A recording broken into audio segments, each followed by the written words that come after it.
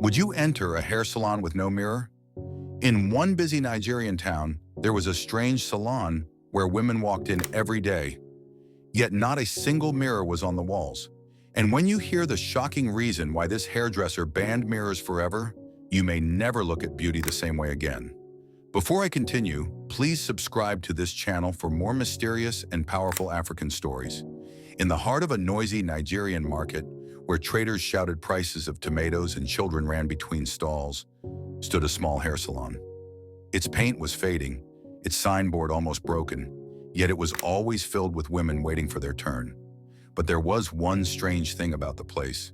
Not a single mirror could be found on its walls. Not behind the chairs, not near the dryers, nowhere at all.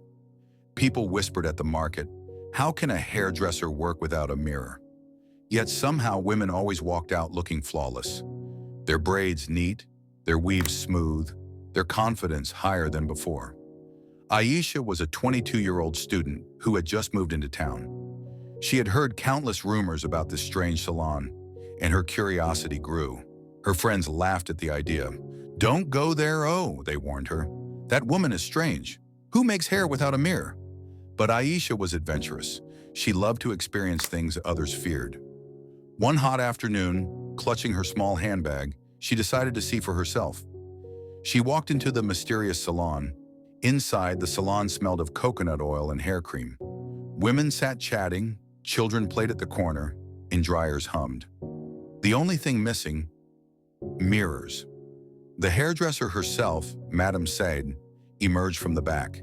She was tall, dark-skinned, with sharp eyes that seemed to read people's souls.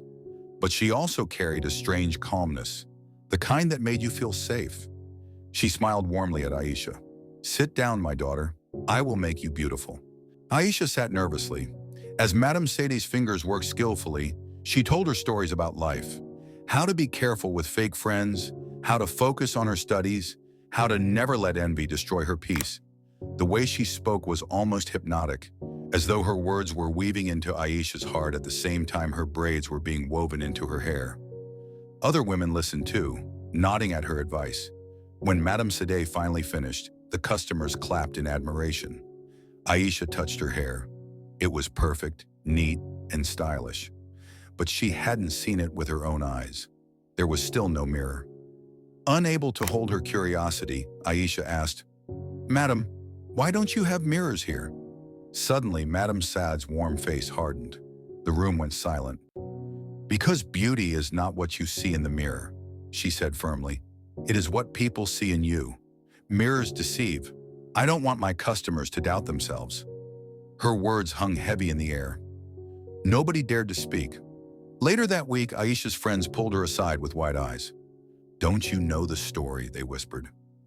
Years ago, Madam Sade had a daughter, a girl said to be the most beautiful in town. But the girl was obsessed with mirrors.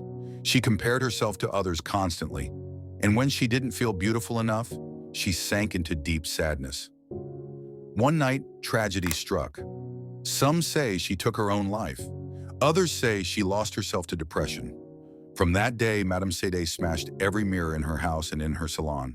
Aisha couldn't stop thinking about it, so she returned to the salon and asked Madam Sade directly. At first, Madam Sade tried to brush it off, but tears welled in her sharp eyes. Finally, she whispered, "Yes, it is true. My daughter thought she wasn't beautiful enough. If only she had seen herself through people's eyes instead of the mirrors, she would still be alive today." The shop fell into silence. Even the dryers seemed to stop humming. From that day, Aisha understood. She told her friends, "Madam Sade doesn't need mirrors because she teaches women to see beauty in themselves first." And that became the true magic of her salon. Women didn't just walk out with perfect hairstyles. They walked out with wisdom, confidence, and a reminder that true beauty is not just in the face, but in the heart. So, would you enter a salon with no mirrors, or would you walk away? Madam Sade's story is more than about hair. It's about how we choose to see ourselves. Remember, mirrors may reflect your face, but only people reflect your worth.